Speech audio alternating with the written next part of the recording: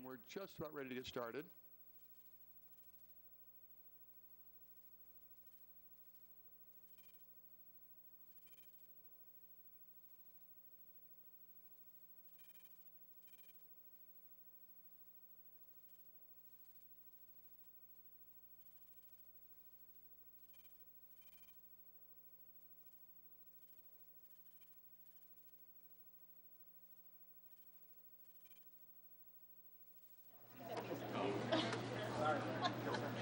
Probably should have said something about that.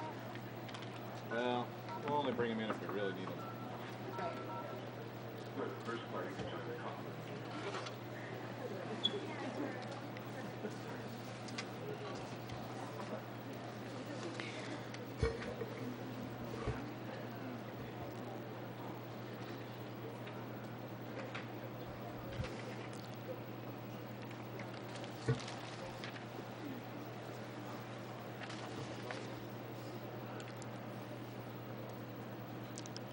Welcome to our December 12th, 2013 Gilbert Town Council meeting.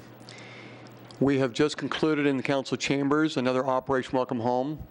Very exciting night filled with great emotion and again with appreciation for all those who organized that event, and to our special family tonight representing Lieutenant Commander Takoya Kalexti family, and we had a great celebration. I officially call this meeting to order. We will begin with an invocation and pledge of allegiance. As the agenda says, the invocation may be offered by a person of any religion, faith, belief, or non-belief, as well as council members. A list of volunteers is maintained by the town clerk, and interested persons should contact the clerk for further information. Tonight, we begin with an invocation by Councilmember Eddie Cook. After the invocation is offered, Councilmember Peterson will introduce the scout to lead us in the Pledge of Allegiance and the rest of the scouts. We invite those here in council chambers to please arise.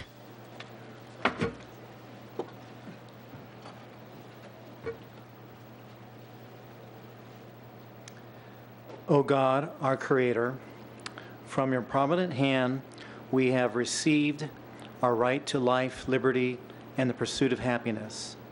You have called us as your people and given us the right and the duty to worship you, the only true God, your Son, Jesus Christ.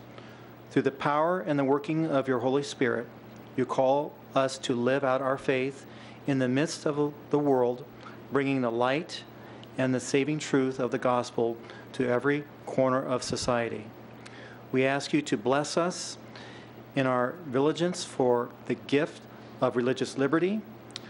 Give us the strength of mind and heart to readily defend our freedoms when they are threatened. Give us courage in making our voices heard on behalf of the rights of your church and the freedom of conscience of all people of all faith. Grant, we pray, O Heavenly Father, a clear and united voice to all your sons and daughters gathered in your church in this decisive hour in the history of our nation, so that with every trial withstood and every danger overcome for the sake of our children, our grandchildren, and all who come after us.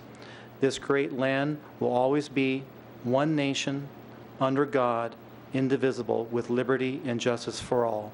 We ask this through Christ our Lord. Amen.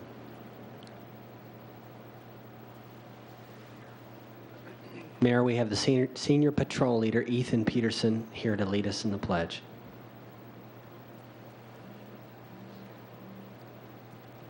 I pledge allegiance to the flag of the United States of America and to the republic for which it stands, one nation, under God, indivisible, with liberty and justice for all. Thank you so much for your help. What we're going to do now is we like to welcome you here, and we like to hear... And those in council chambers may now be seated. Thank you. Continue. Sorry about that. Thank you. We want to hear your name, troop, and rank. And while I pass the microphone down, I'm also going to give each of you a copy, a pocket-sized copy of the U.S. Constitution, and we encourage you to study that. So with that, here we go. I'm Dalen Muir. I'm from Troop 235, and I'm a life. I'm Jason Tolles. I'm from Troop 653, And I'm first class. Ethan Peterson, Troop 32, second class. Colin Whitfield, Troop 32, first class. Connor Bigler, Troop 32, Tenderfoot. Camden Peterson, Troop 32, first class. Troy Stock, Troop 32, Tenderfoot. Jackson Watson, Troop 32, and Star. Paul Soriano, Troop 806, first class. Mike Scott, Troop 32, Scoutmaster. Nate Crandall, Troop 32, Eagle Scout and Scoutmaster. Diego Salgado, Troop 32, I'm the Charter Organization Representative. Let's give them all a big hand for being here tonight.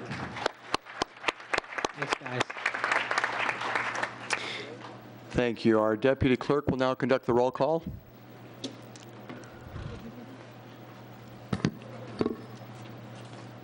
Mayor Lewis. Here. Vice Mayor Cooper. Here. Councilmember Cook. Here. Councilmember Daniels. Here. Councilmember Peterson. Here. Councilmember Ray. Here. Councilmember Taylor.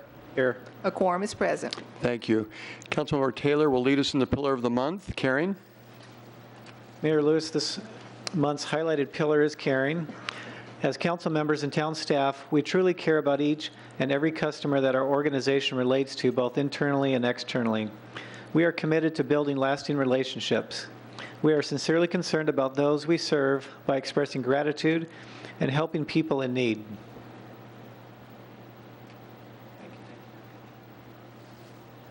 Thank you. Our second agenda item will invite those involved in the 12 Ks of Christmas to please come forward. There are two parts to what will happen in the next couple of minutes. First is there is a special Spirit of Giving Award that is part of the 12 Ks of Christmas that will take place on Saturday. We're going to tell everyone a little bit more about that in just a minute, but we focus first on this special Spirit of Giving Award. This award each year, given by the 12 Ks of Christmas and the Phoenix Mesa Gateway Airport, recognizes a volunteer who has made a difference in the community by offering their time and resources to help animals. This year's winner is to my immediate right. Kelly Ames, founder and executive director of Tranquility Trail Animal Sanctuary. And Kelly, this we're going to present to you in just a minute. We'll get some more pictures. I want to talk just a little bit about the service that you've provided. Kelly devotes 80 hours per week on a voluntary basis. In just 4 years, Tranquility Trail has rescued over 300 animals and provides daily education on the importance of spay, neuter, proper medical care, and nutrition. Kelly has developed programs and services that benefit both the animals and people in our community, including youth education programs that teach the importance of kindness, compassion, and responsibility for the decisions we make regarding animals in hopes of reducing the number of homeless pets. Corporate team building programs, programs involving animals for developmental challenged adults and children. And in addition to this, Kelly mentors shelter groups from around the country, works with the legislature to strengthen animal protection laws in Arizona, and organizes the annual holiday pet festival, helping raise money and find homes for hundreds of homeless pets. As we present this special award, this year's 2013 Spirit of Giving Award to Kelly Ames, please join me in a nice big round of applause.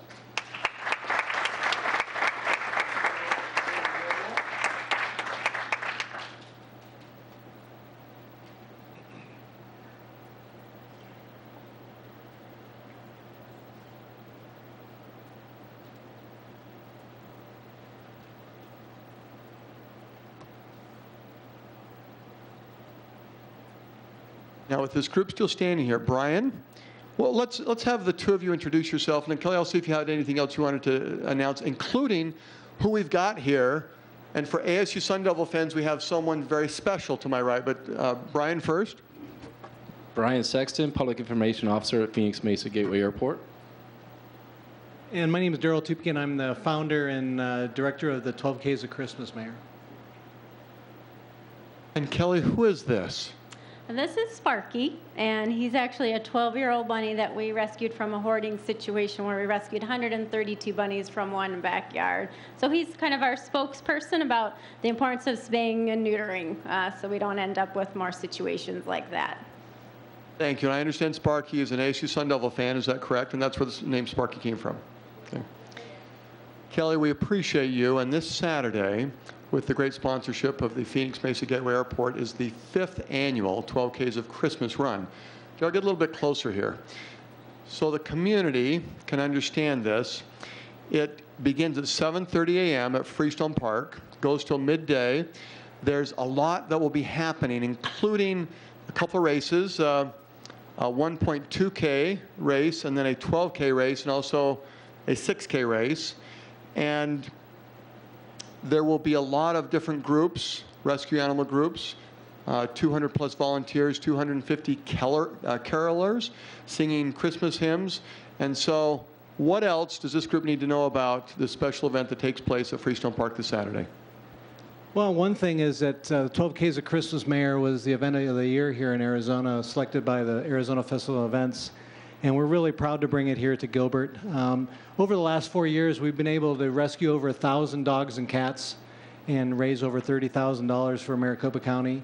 We're really proud of that statistic. We bring a lot of people into your community.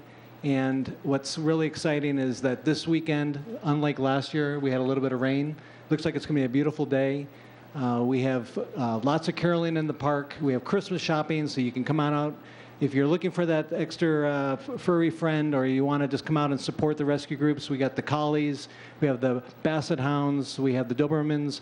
All these groups are going to be out there just talking about their breeds. If you want to be a foster and help them out, just come on out and enjoy yourselves. Freestone Park is a beautiful community facility that the town of Gilbert has to offer your residents. So we welcome everybody to come out and join us.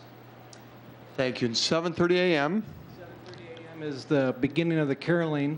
The 1.2K starts at 9:12, and then the 12K starts off at 10:12. There's a few 12s in there. That's great. So to Daryl, the organizer of the event, the last year's event of the year, to our Phoenix Gateway Airport, thank you. And to Kelly and Sparky, congratulations on receiving the Spirit of Giving Award this year. Thank you.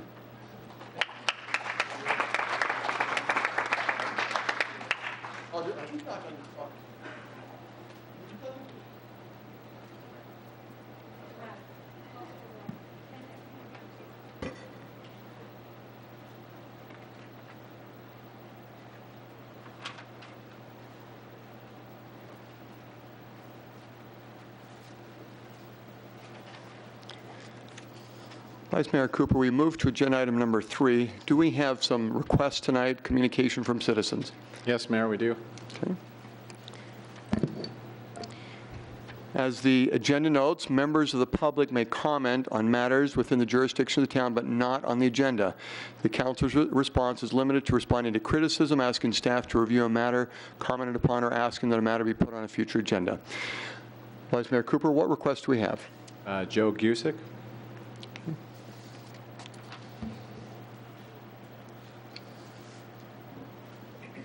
Joe Gusick, Gilbert resident. Mayor Lewis, Town Council, town employees, and fellow citizens. I come back to you this evening to just share with you once again that this month, December, all the way till the end of the month on December 31st, is School Tax Credit Awareness Month in the town of Gilbert. I'd like to simply just share with you briefly what that can do for all of our children in our town. For district and charter schools, you are able to actually give money to those schools for before and after school programs. That allows children to do things such as tutoring. They are able to actually do character building programs like athletics, band, and things of that nature. They're actually able to go on field trips where they might not be able to do that. For the private schools, they are actually you're allowed to give monies to those schools so that children can attend, and it can be a tuition assistance for those child. I truly believe that it's a beautiful thing to help our children in town. As our state legislators have given each Arizona resident the opportunity to provide tax dollars and your income tax dollars directly to each of those beautiful choices. So once again, I encourage everybody to learn about it. I encourage the mayor and the town council to do me a favor. Go out and tell 2 or 3 people that you know that don't know, and educate them and encourage them to possibly give. Thank you. Thank you. Vice Mayor Cooper, any other requests? No, sir. Thank you. We move to the consent calendar. Items listed on the consent calendar may be approved by a single motion unless removed at the request of council for further discussion or action. Other items on the agenda may be added to the consent calendar and approved under a single motion. Vice Mayor Cooper, what requests do we have on the consent calendar? Mayor, I move that we approve items 4 to 17, pulling items 6, 8, 9, 10, and 14 for further discussion. Thank you. Is there a second? Second. Okay, with that motion and second, please vote. Yes.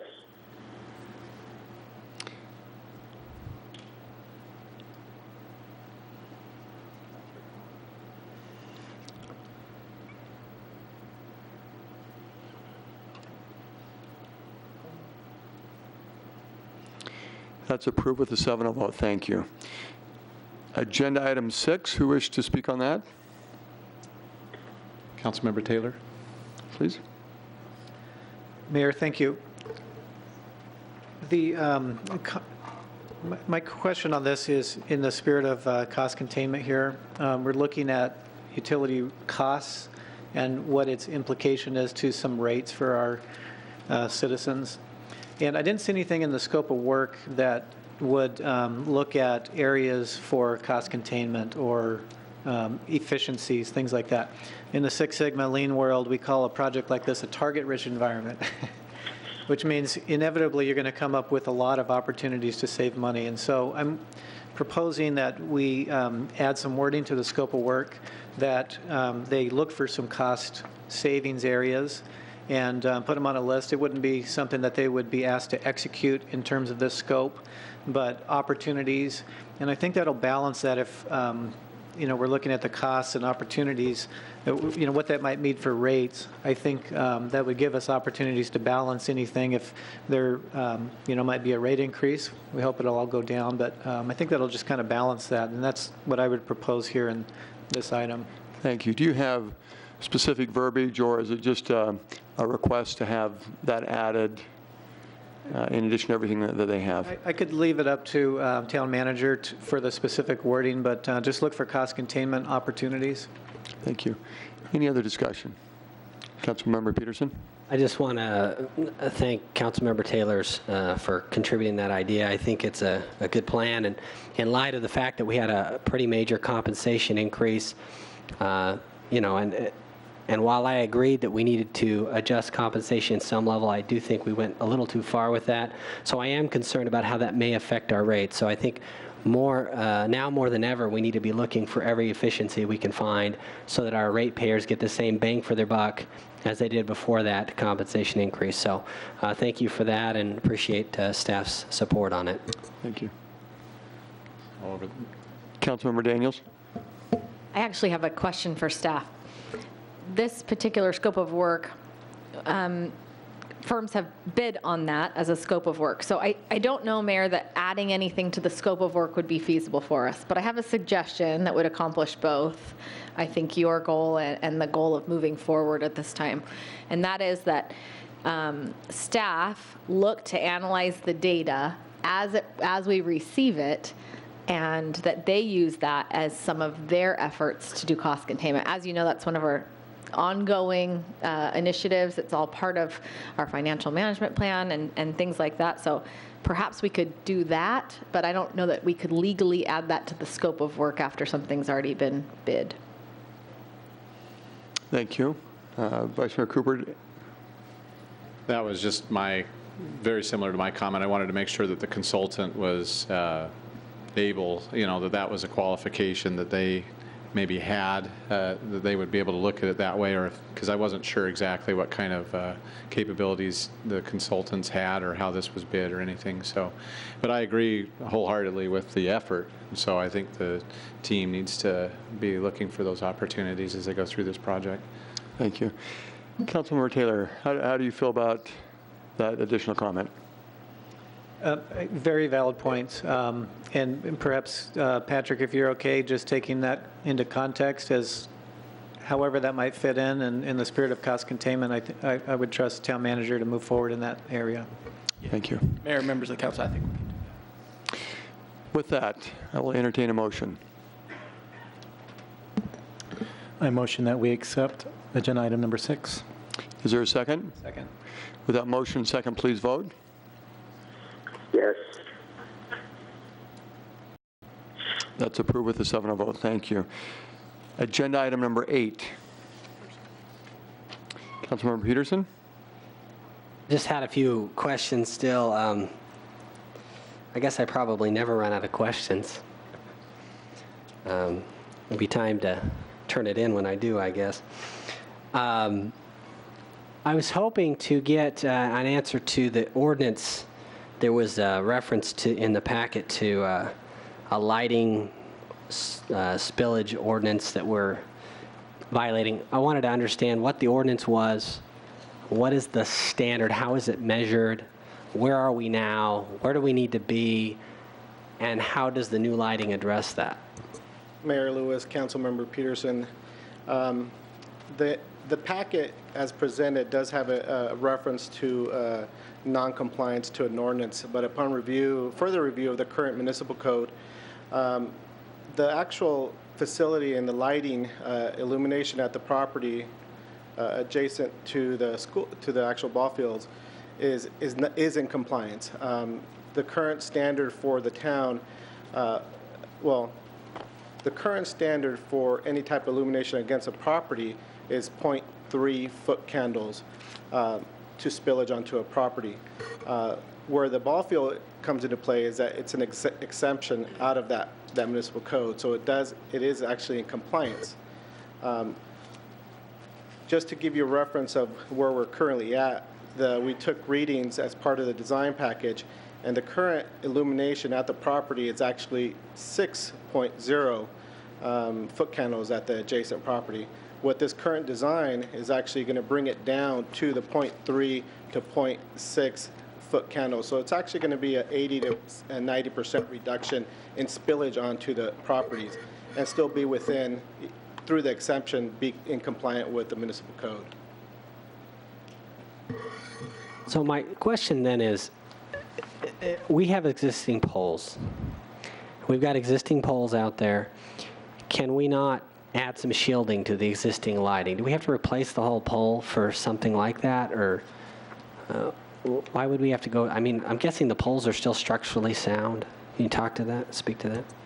Mayor Lewis, Councilmember Peterson, the poles are structurally sound, though, as they stand for the equipment that's on there. The equipment that we're actually putting out there that meets current standards or industry standards for a ball field, the poles that exist does not meet the structural requirements for the new equipment. So we couldn't use the existing poles with the new equipment on it. Is there anything we can do with the new equipment as far as adding shielding or changing the lighting that would improve them? Maybe not to the same design, but utilizing the existing infrastructure. No, Mayor Lewis, Councilmember Peterson, no. One of the problems that we have with the existing infrastructure is that it doesn't provide directional fixtures, and the shield that we can provide is very limited. We'll still have spillage onto the neighboring properties. The new design is actually going to provide some sort of shields and directional capacity or capabilities to direct the illumination away from the properties as much as possible, while still meeting the requirements on the field itself. So this next question might be for Rod. I don't know. I was looking to understand, so we are in compliance with code, and I understand that that's because there's an exception because of the ballpark. I'm sure as an neighboring property, I wouldn't probably like the light much myself. I'm sensitive to that. But talk to me more about what is our, because one of the concerns I also heard was that the lighting is substandard, that those who use the field, and from what I understand, this isn't like public use. This is exclusive use. You have to sign up, you have to pay. The public can't go up and turn on the lights. So we're talking specific exclusive use. And our user counts are down because they've complained about the lighting. Can you tell me, if we make this change, are we going to increase our cost recovery in the lighting system, and or not? Thank you, Mayor Lewis, Councilmember Peterson. I'd like to show a brief picture, if I could, that's representative of the lighting that we have out there at the field. So this is one field that every point on that field that's highlighted in yellow is a point that's substandard to various standards, and the two standards that we point to are the lighting standards of the Amateur Softball Association of America and also the Little League 2013 Little League Lighting Standards and Safety Audit. These are the exact points where the lighting is substandard, and this has been one of the reasons, although we don't have any quantitative data, but anecdotally that we have that teams have chosen to play elsewhere. And so we believe that if we were to install the new lighting, that we would actually be able to have more rental income as a result of that. Thank you. I understand that we would have an increase if you take a product and you don't change the price of it, but you increase its quality, you're going to sell more of it. I agree. But there's a new cost we're adding in order to get that done. So are we planning on raising the rates that we charge for the lighting, or no? Thank you, Mayor Lewis, Councilmember Peterson. We are looking at a number of different ways to raise revenue regarding our sports fields, and we'll be bringing back more information to council as we progress next year towards our budget. However, it does raise the opportunity in a couple of areas to raise more revenue besides just price increase. One is reducing expenditures on one end, because this particular lighting system comes with a maintenance contract. So we don't have to take the time to replace lights. The cost of replacing lights or any maintenance issues is all covered under this new contract, included with the price of installation. So we save on staffing cost, not staffing costs, but we increase staffing capacity, and we're also able to reduce some of our costs for lighting and whatnot. There's also an opportunity, because the light poles are higher and they go up to 90 feet, and I believe ours are currently at 60 feet, that there might be some cell phone opportunity, some revenue opportunity that we can seek out. Because of the height of the poles, we're more attracted. So with more rentals, perhaps more revenue streams in different areas, and also with a decreased cost of maintenance and increased staff capacity, we believe that it's going to be cost positive as far as where we're at today. My last question, what triggered this replacement? What was the impetus for this? Can you tell me? Thank you, Mayor Lewis, Councilmember Peterson. I believe that the CIP was designed back in 2008, and the impetus, just by reading, had to do with two things. One was the lighting quality on the field, and also the light spillage over to neighboring neighborhoods. That seems to be in the narrative of the original CIP that we looked up today.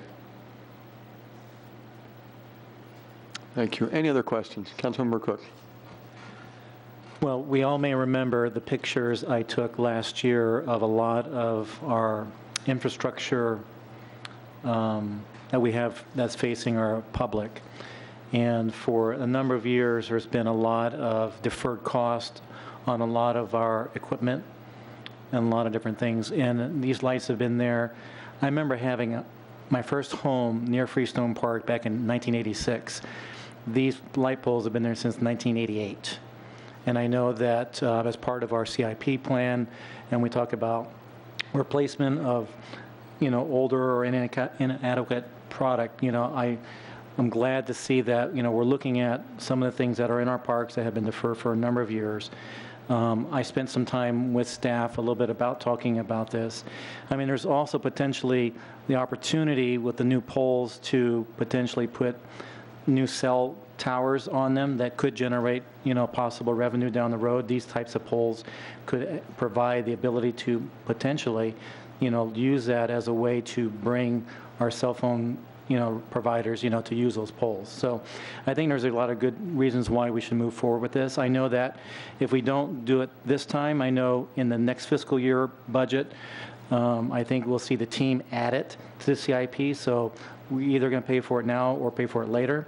I know construction costs are increasing and product of these poles are increasing in cost. So, I think we might just go ahead and move forward with that. Thank you. Any other discussion? Councilmember Cooper? Yeah, this question I don't know if it's for either one of you, but I just wanted to understand the warranty, the way warranties work when we're buying the actual materials and somebody else is installing it, if I'm kind of understanding that. Am I understanding that with these two items, is that kind of how it's happening? Mayor Lewis, Vice Mayor Cooper, yes, you're understanding correctly. Where the town is procuring under item number 9 directly the lighting from Musco, but we've already contractually or have an agreement with Musco that us procuring them directly from Musco and EF Charles installing them, the warranty is still going to be in place. So the warranty is going to be in effect for the 25-year period. Okay, and so there won't be well, they put them up wrong, or no, it was faulty light and all that kind of stuff. We'll be able to, they're going to honor it as if they were one team, kind of the way it was originally bid out. Mayor Lewis, Vice Mayor Cooper, that's correct. Okay. My other comment or question is more of just a comment, and it dovetails a little bit with what Councilmember Cook was saying.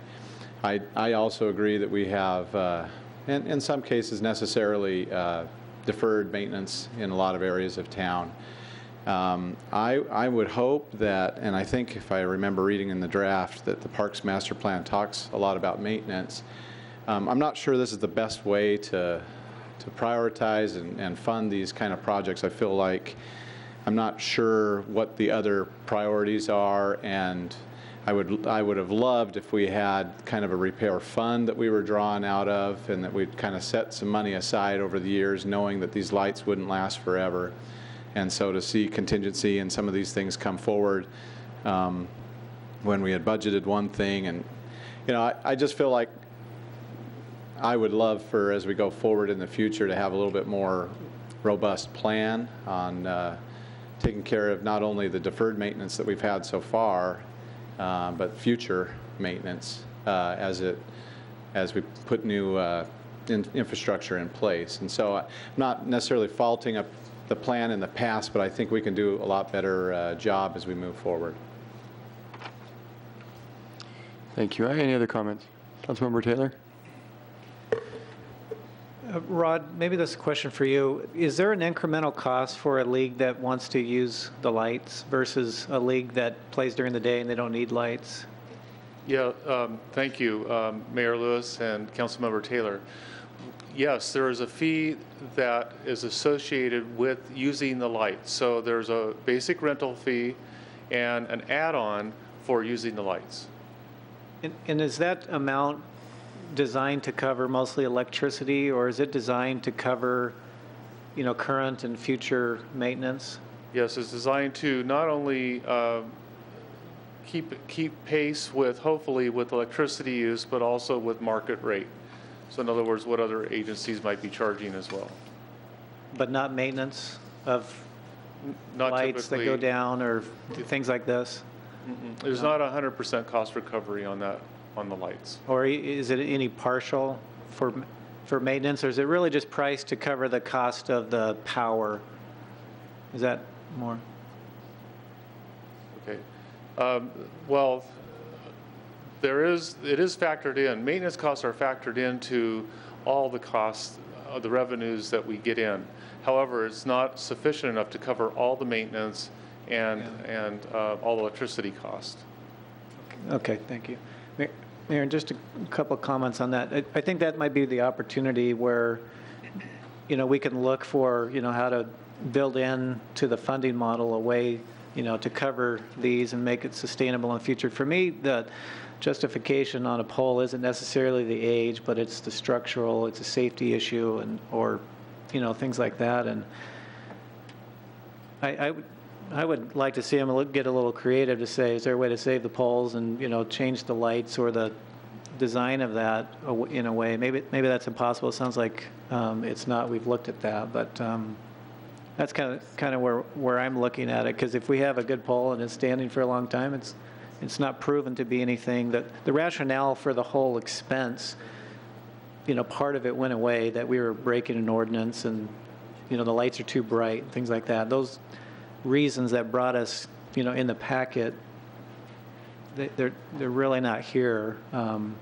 So it kind of softens my support for this, and wondering if there's a way that they can, keep the poles or dial the light designs to meet that goal.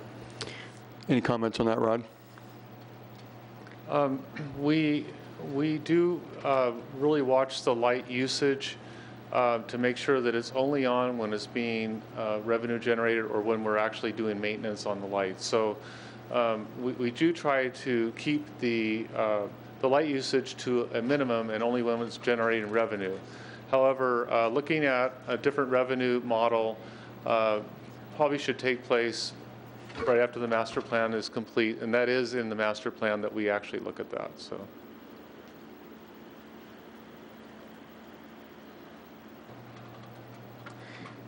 We do have one resident that wished to speak, and we understand there's another one. If anyone did wish to speak on 8, 9, and 10, there's a card that you'll need to fill out at the back of the room, and then you can bring it forward, and we'll proceed. To the council, is this a good time to have our citizen come forward? And Vice Mayor Cooper, I'll have you introduce Jim. This one's actually for agenda item 9, which is related. But, yeah, I think 8, 9, and 10 were kind of brought together. This is Jim Hart. Oh, you did fill out a slip. Okay. So was there anyone else that was wishing to speak on this? Okay. Make sure we clear up any confusion. Okay. And Jim, thank you for coming. Your assignment to begin will be to state your name and if you're a Gilbert resident for the record, and then you will be given up to 3 minutes to speak. My name is Jim Hart, and I am a Gilbert resident. And I came kind of to speak on behalf of the softball players. I've been playing at Freestone for 12 to 13 years now. I sign up 3 seasons a year, pretty much full-time co-ed and men's league. And we in the softball community have been waiting for these lighting improvements for many years, 2-3 years at least. The truth of the matter is, I don't know about the lighting for the residences and stuff, but what I do know is that the lights aren't really tall enough to meet softball standards. I umpire out at Big League Dreams where the lights are a lot higher. It's a lot better quality of play out there. The lights here, what happens is at 60 to 70 feet, you get fly balls that go above them. And the lights are pointed down. You get a fly ball above them in the dark sky and people lose them. So it becomes not only a safety factor where people lose the balls in the lights, it just becomes a poor quality of facility factor from the consumer standpoint. I live right down the road, so I'm going to play at Freestone regardless, but we would really, love the improvements for the lights. Thank you, Jim, for coming. So to the council on 8, 9, and 10, other Councilmember Daniels. Mayor, here we're kind of nitpicking, if you will, I think, at the lights. But I think this is a bigger issue that we need to address, not specifically on this item, but just a bigger issue in general. And Councilmember or Vice Mayor Cooper touched on it, and it really is about our repair and replacement fund. And I just, more than anything, want the public to know that we are working on a long-term repair and replacement plan. There's been substantial inventory of the town's infrastructure, and I think that discomfort that you see, Rod, from the council perspective is really based on the fact that it wasn't planned for. It was planned for, but we are drawing from contingency. We recognize that this was just a little farther down in our plan. And so to that end, we like to see the big picture as a council and just make sure that we can understand maybe what we might be giving up out of contingency. We're always cautious with these types of decisions. But Mayor, recognizing that had this been a programmed part of our budget, we would be moving forward with this and we would be prepared for it, if you will. I think it's safe for us to move forward tonight. But put it in perspective that comprehensively, when it comes to repair and replacement, not just of any park infrastructure, but also infrastructure throughout the community, if it's not planned for, there probably will be a higher level of scrutiny without that planning ahead. So, Mayor, I'm comfortable with moving forward tonight. I feel like substantial questions have been asked and answered.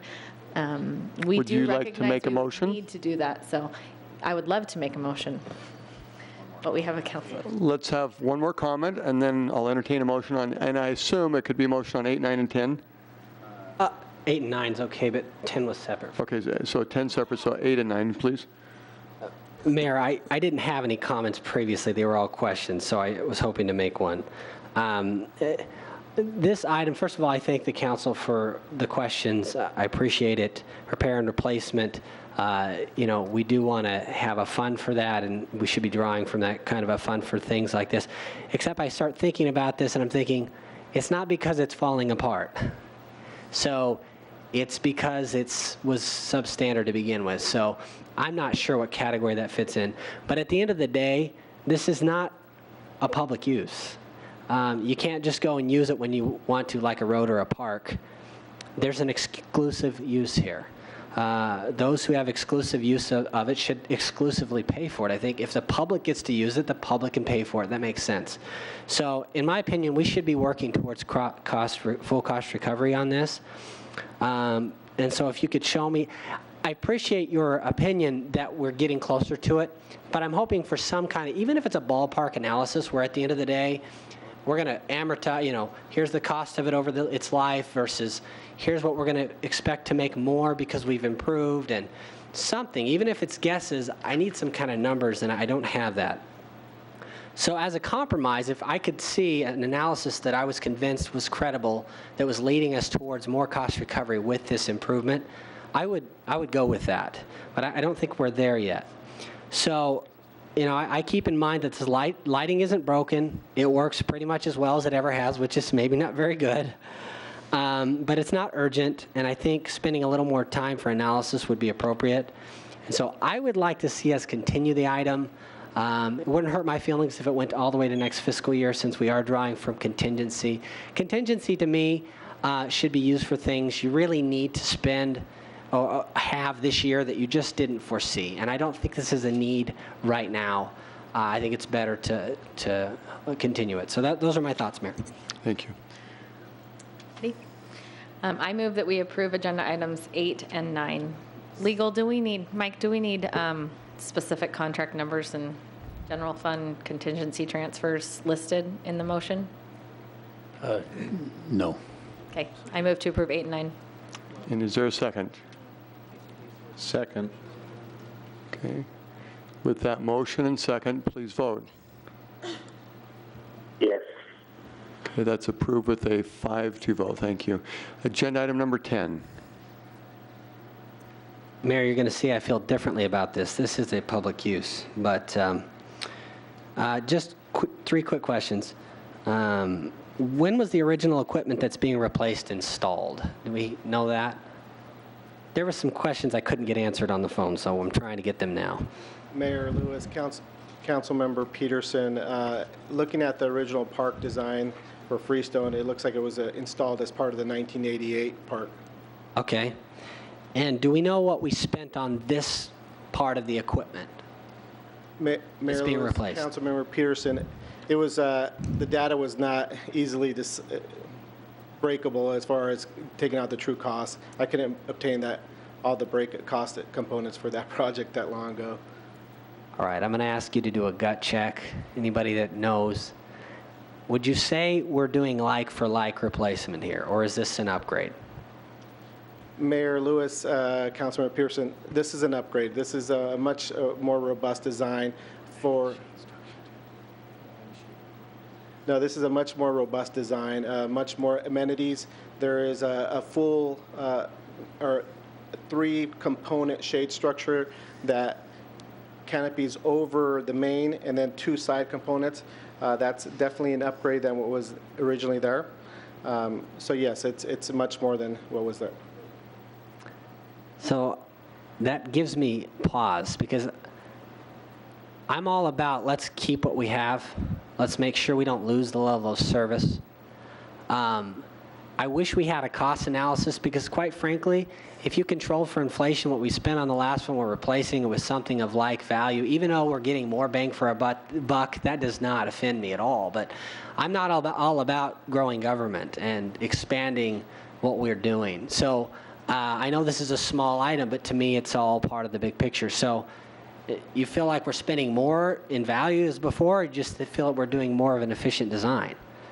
Mayor Lewis, Councilmember Peterson, I think that we're getting, based off the original budget, even though we're asking again for contingency, upon additional research after the one bid, we've determined that we're getting the right value for the current design. What we had before was definitely a step back from what we're getting now. And one thing to keep in mind also is that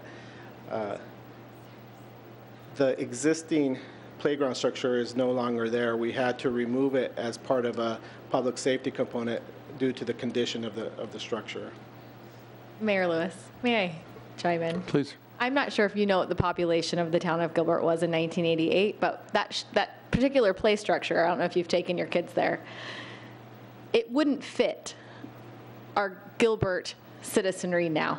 It was a very different, and perhaps in 1988 it was a fantastic design, state-of-the-art. Today, it doesn't meet the town's needs. And so I hear what you're saying about not wanting to improve.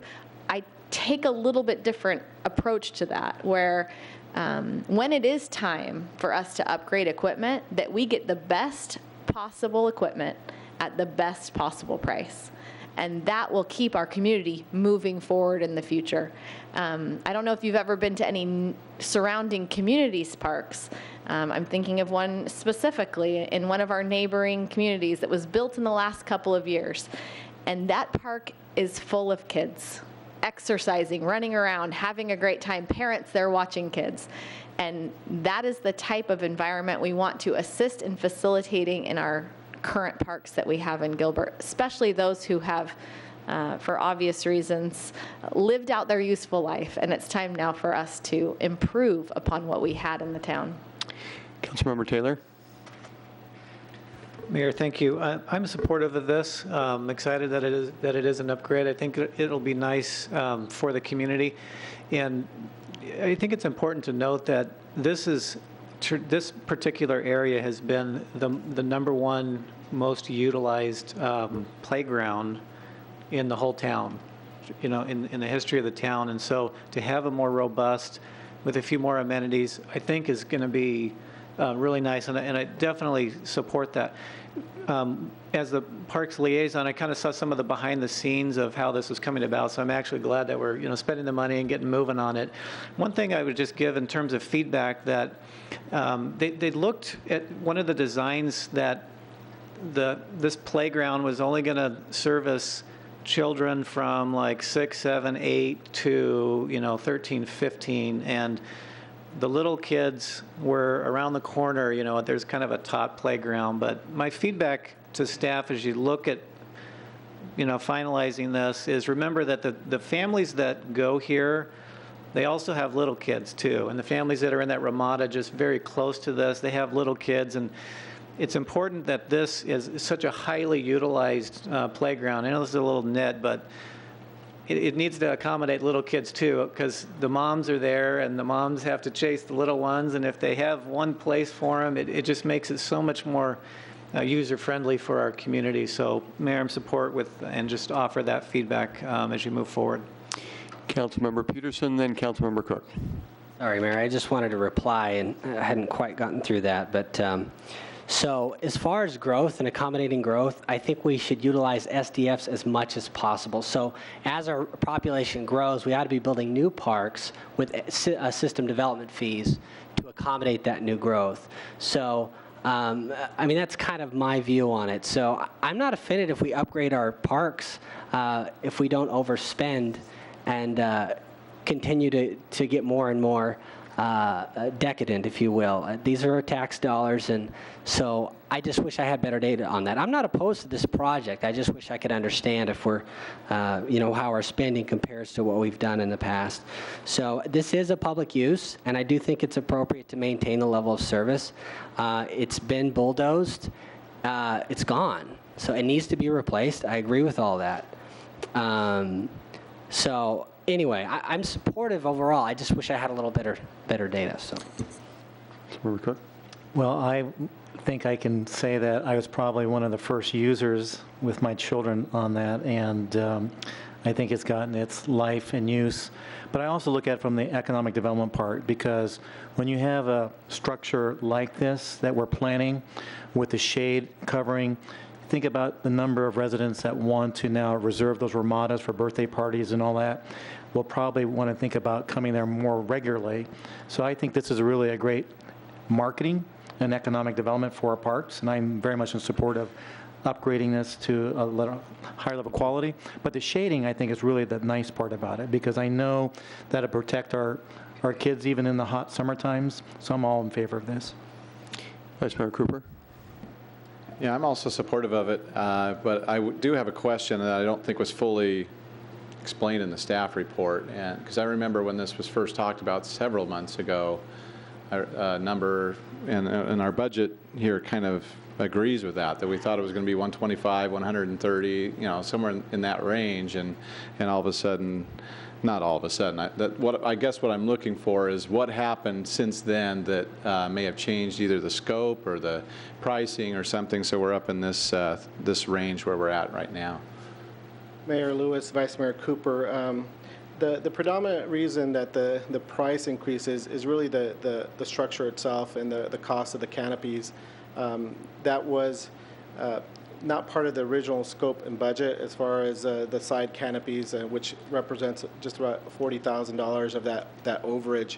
But as we started developing the plans and actually started finalizing the plans, we started evaluating the components, and even the engineer's estimate was closer to our budget than of 133. I think when we actually finished the design and we started finalizing the estimate, it was around 160,000, and then when we bid it the first time, because we actually bid it twice, it came out to be 200,000 over. We started investigating why it was so much, and it really came down to the shade structures, and the playground structures were just much higher than anticipated based off the research the engineer had done. Sounds like it's been too long since we've bid out a park. I wish we were bidding out more parks, and not that I want to grow the size of government, but I do want to grow the length of our slides for my kids. Anyway, that sounds good. Thank you. Agenda item number 10. Councilmember Taylor. Mayor, if you're ready for a motion, I'm happy to move. Please. Mayor, I'll move item number 10 as worded and presented to us in the agenda. Is there a second? I'll second. With that motion second, please vote. Yes. That's approved with a 7-0 vote. Thank you. Agenda item 14. Councilmember Taylor.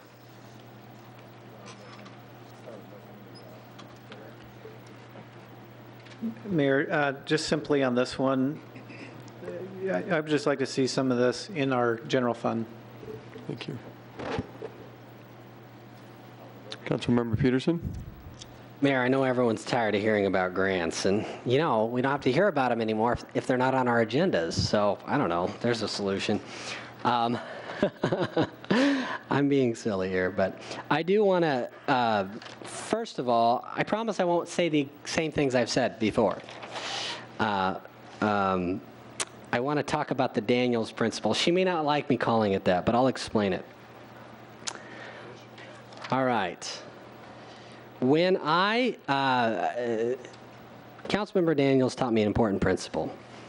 I was struggling with a vote, and she asked me if the way I was leaning ended up being the prevailing vote, would I want the outcome? That was a good question. I think that kind of thinking and decision-making encourages full integrity and responsibility. By naming it the Daniels Principle, I might get into trouble because a famous philosopher named Immanuel Kant said basically the same thing, but he's been dead for over 200 years, so he can't sue me. So I'm going to keep with the Daniels Principle. So, what would happen if every council member in the country voted to turn down the federal funding that was offered to them? Let's think about that for a minute. Well, I can guarantee that a lot of federal spending would be cut. Now, would that require some of the municipalities to raise taxes locally and replace some of that funding? Well, first of all, it wouldn't require that in Gilbert. I don't believe that for 1 minute. We're talking about $3,000 tonight. But in some, maybe it would. But local governments are more efficient in the use of the tax dollars because they are more accountable. So even that would be an improvement, in my opinion. On the other hand, what if every council member in the country were to continue using federal funds the way we have been? Well, obviously nothing will change. At the end of the day, there's no single person in the world who can fix the federal spending problem. Even the President of the United States can't do it without the cooperation of hundreds of other individuals in the House and Senate. The problem we are dealing with is that when everyone is responsible, no one is responsible. We need to turn that on its head and say everyone is responsible, and that responsibility starts with us right here, right now. With that, I'm going to be opposed to it, Mayor. Thank you. Any other comments? Councilmember Cook? Chief, Yes, sir. these bulletproof vests, do we need to replace the current ones? Or are these the add-on to new staff? Mayor Lewis, Councilmember Cook, the way the Bulletproof Vest Partnership Program works is that, first of all, there's a life cycle on each vest. I believe it's 5 years. And all of our vests are replaced on that 5-year cycle. In fact, we order them prior to that so we don't have officers wearing expired vests that could compromise their safety. So this program is used to provide us funds to ensure that we can purchase those vests for our officers as they expire. Thank you. And I think all of us here on the council want to protect our public safety officers, our firemen, and we want to give them the best equipment that they can have for that protection. So I'm all in favor of supporting this particular grant because it is really for our public safety and our public safety officers. I entertain a motion. Mayor Lewis, I move to approve item 14. Second. With that motion, second, please vote.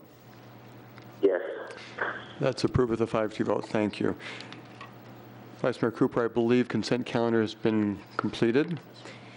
And on the public hearing, there are 2 items, 19 and 21, that are going to be continued. Vice Mayor Cooper, could you lead the charge? Sure, Mayor. I move that we continue item 19 to the meeting of December 19th, 2013. And if I can, I'll just also move that we continue item 21A and B to the January 16th meeting of 2014. Thank you. With that motion, is there a second? Second. With that motion, second, please vote. Yes.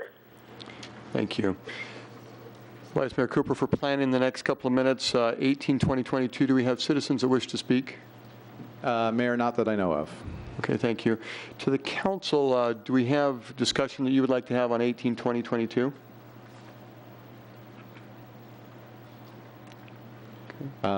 20. 20, okay. I will proceed with 18 and 22 and open the public hearing on those 2 items.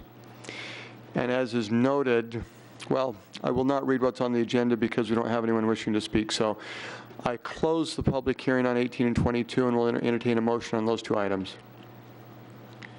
Mayor, I move that we approve items 18 and 22. Second. With that motion, second, please vote. Yes. That's approved with a 7-0 vote. Thank you. I open the public hearing on agenda item number 20. Vice Mayor Cooper. Really just a question, because I saw something on the dais here as we were getting ready to, and I may have missed some emails today. I apologize if I missed it, but I just wanted to make sure I understood what changes were in front of us tonight. So I did read through everything beforehand, and I'm generally supportive, obviously very supportive of this project overall, but just want to understand what these maybe late changes are. In general, you don't have to go through them line by line, but just if you want to start at the conceptual level, kind of what the changes are about, and then maybe we can get a little more detailed. Mayor Lewis and Councilman Cooper, Al Ward from the Town Planning Department. The single change which is brought before you tonight, now you're asking for me to explain further the nature of the application, but a single change was put on the dais, and it is shown there in bold uppercase print at this location. And it basically indicates having a requirement for parking landscape islands and 6-by-6 foot diamond planters located in the parking lot. And essentially, the applicant brought something to our attention after this had gone through Planning Commission. Obviously, if there's a canopy being located there, there's no need for a 6-by-6 diamond underneath. So just to make sure that we're in compliance with the code, we did add that additional provision. Thank you. Thank you for that clarification. I don't have any other questions. Any other items on 20? Councilmember Cook? And can you just, I was trying to find you today, and you were hiding, but that's okay. My fault. It sounds like this is mostly about some readjustments with internally as it relates to some parking and so forth. And it sounds like the applicant is all in favor of this, and it sounds like staff is all in favor with the adjustments. Is that correct, Al? Yes, Mayor Lewis and Councilman Member Cook. Yes, that is correct. The applicant is in favor of it. It's been through the Planning Commission, and staff fully supports it as well. Okay, thank you. Mayor, if there's nothing else, I move that we approve item number 20. Let me close the public hearing on agenda item number 20, and I will entertain a motion. Move that we approve item 20. Thank you. Is there a second? Sound like a second? Okay. Thank you. With that motion, second, please vote. Yes. It's approved with the 7-0 vote. Thank you. We move to administrative items, and 23 is a discussion on reformatting the board and commission application screening, interview, and selection process. Councilmember Daniels. Thank you, Mayor. I hope to make this brief, and I apologize for not having a document in front of you to assist in that process. That was my intention, and it never got printed. I ran out of time. But there, you saw in your council packet that there were, the current process is outlined, and I just want to suggest that we make a couple of changes to that. The recruiting portion would remain the same, so if you can if you want to reference your document. Recruiting portion stays the same. Our recruitment process is the same. The clerk's office continues to handle that. Online applications, nothing about the applying for a board or commission would change. The screening has very minor changes, and that really is just to remove the last line of screening that says the vice mayor, board, or commission liaison and interested council members will conduct the interviews. And I wanted to make sure that this list was an exhaustive list. It does look like they're missing a couple of boards or commissions that we do regularly interview for on this list. And so I'm happy to provide that to the clerk's office. I'm sure you guys can find it. So essentially, let me just describe what I have sort of envisioned as the process, although with the statement that I am certainly open to suggestions on how to make this more efficient. But my goal in doing this is the quantity of time that council members spend in interviews, very often with incumbent members of boards or commissions that we already know, that we work with on a regular basis. Some that we are interviewing multiple times for different boards or commissions, and the quantity of time that the clerk's office is spending in trying to arrange these types of interviews, and then the quantity of time that we spend. There are some boards or commissions that we interview for that meet once a year. And so basically every second time they have their meeting, they're up for another interview with us. And it's become what I would think is burdensome both on the applicant, the clerk's office, and the council as well. So my effort is really to streamline this process, shorten the amount of time that we're spending on this, but also provide the same level of transparency and accountability that we've provided in the previous. So the changes essentially are to the interview process.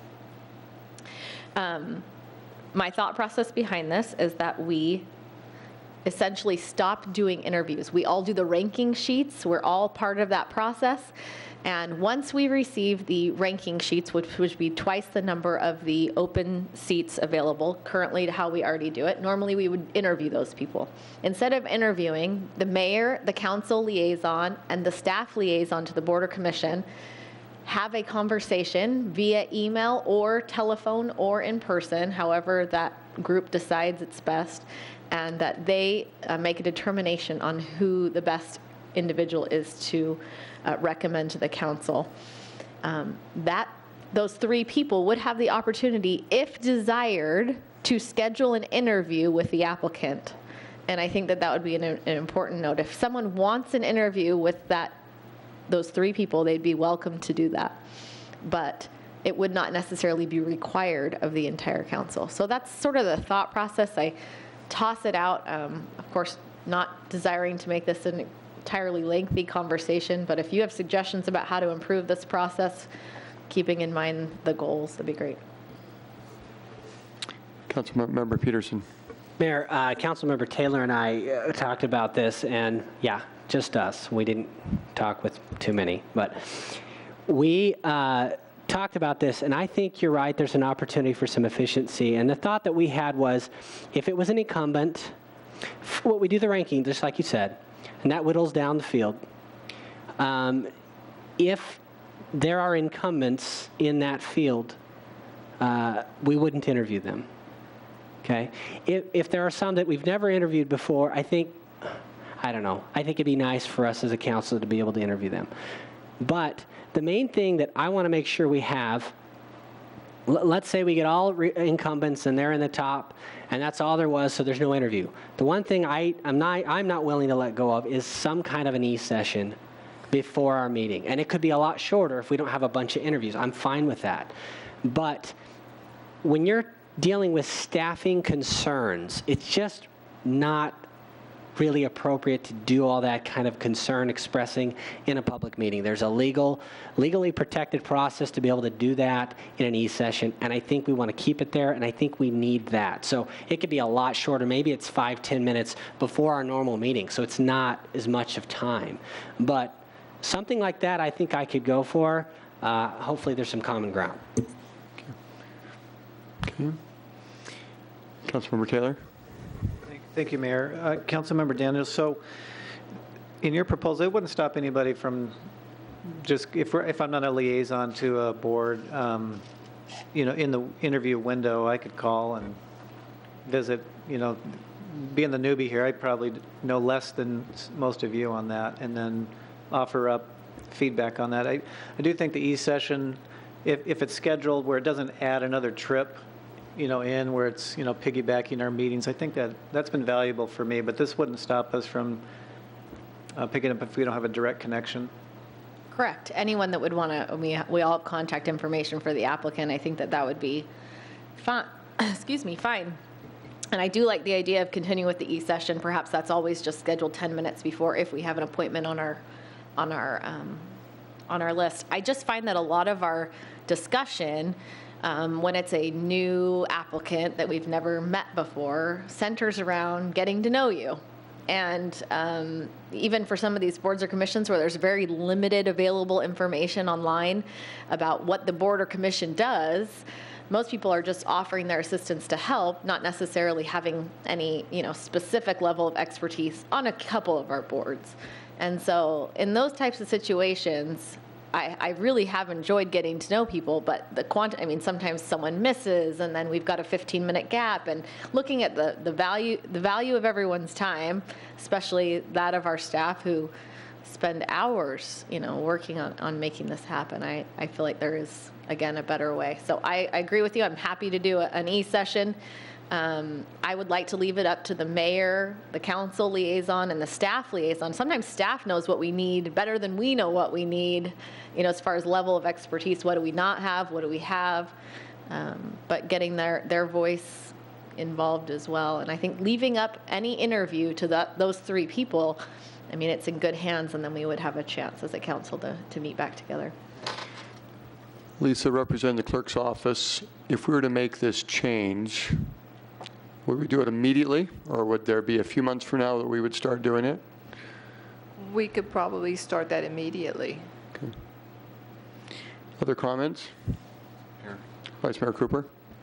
This is one of those hard ones for me to give up, because I really, as much as the time has been a challenge, I really have appreciated the opportunity to meet with those that are new and those that have been incumbents, if nothing else, to express gratitude and that kind of thing. And so it is a challenge for me to give up these interviews, and I didn't want to in the past, and I really don't want to right now. But I would, couple of thoughts. You're asking just in general, how can we improve it? I think, and we've mentioned this in the past, but I think it's incumbent on us and the staff liaison to really sit down and look at the descriptions of these boards as they're presented.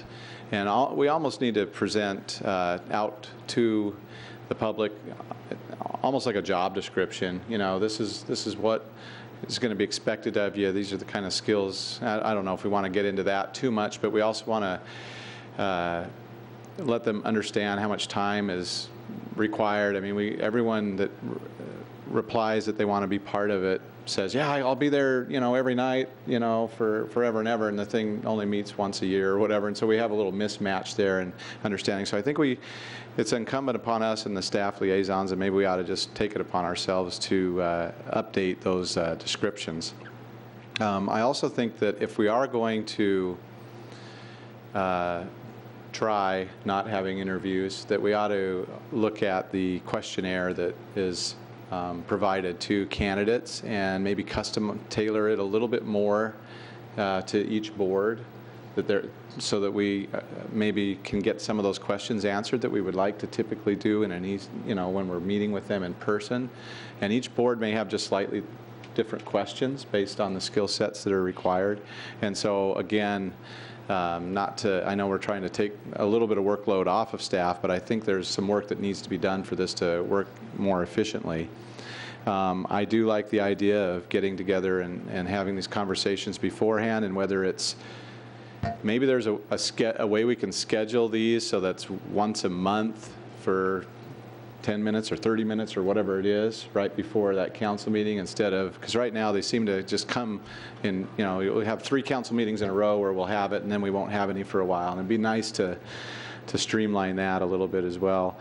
What I really wanted to do, and I just couldn't find a way to do it, was to interview on certain boards and commissions and not necessarily every time on others. But it was really hard to say which are the favorite children, and to also maybe accidentally telegraph that one board is more important than another, because I don't know that they are, but there are certain boards that I think, because they're recommending often to us, that we may want to have those interviews. So I don't know. I'm just throwing out a few ideas. I'm really hesitant to even give up that luxury or privilege that we have to meet with these folks, but those are some thoughts. Mayor Lewis, may I make a suggestion? We have a council subcommittee that's already established on boards and commissions. It's three people, and forgive me, but I can't recall at this moment who's on it. But if we could kick this to them, ask them to meet, first part of January, and ask them to come back to us with some plan that takes into account everyone's concerns while also accomplishing our goals. I don't know that we can solve this tonight. Sure. Looking at these are some very good suggestions. I like that, and the suggestion Vice Mayor Cooper just made about changing questions. That's something a subcommittee I think could look into more detail. So at this point, we wouldn't need a motion. It would just be to look to our town leadership to organize that subcommittee and keep this conversation going, and take the ideas and questions and comments were just made and incorporate that into the agenda. Thank you. Agenda item 24, boards, commissions, and committee reports. Councilmember Taylor.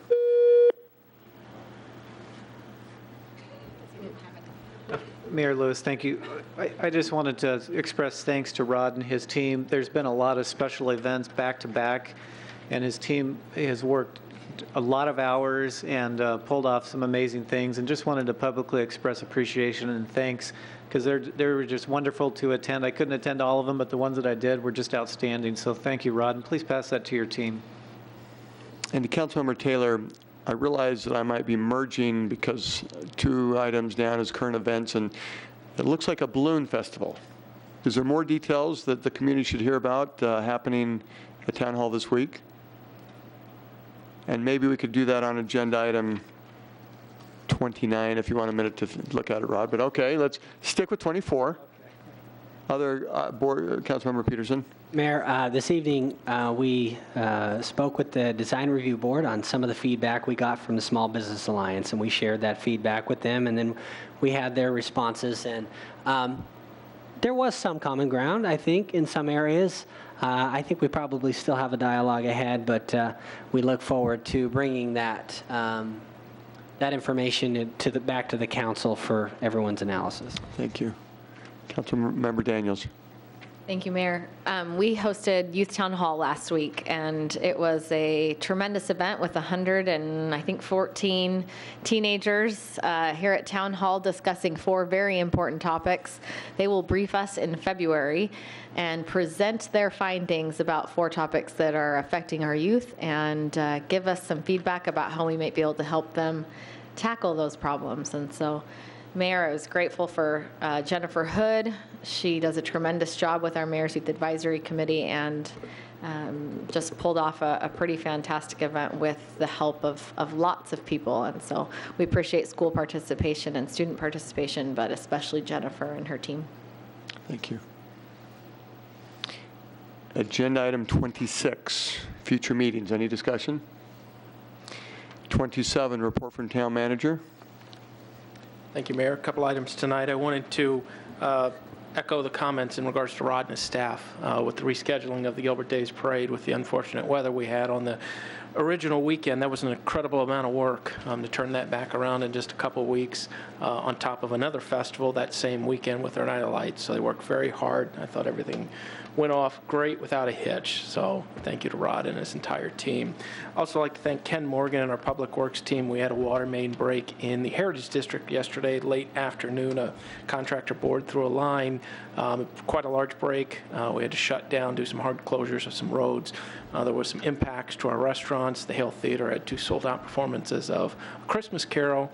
So Ken and his crew worked very, very hard to keep everything open to the extent possible, to keep the impact to the businesses minimized, and they actually got water back on by 4 a.m. this morning. And so they'll work on the permanent fix to the street and working around the Christmas season with schedules. They're going to do a temporary fix, which will suffice, and then we'll do a permanent fix after the New Year's to stay out of the way of the holiday shoppers. And then lastly, there was... And excuse me to interrupt you, I'll just add that I did have a chance to visit a couple of the businesses in downtown today, and they were extremely grateful and pleased with the efforts we made. Not that there was a water main break, but the communication and the urgency and accommodations, they said we did a great job. Thank you. Continue, I'm sorry. Thank you, Mayor.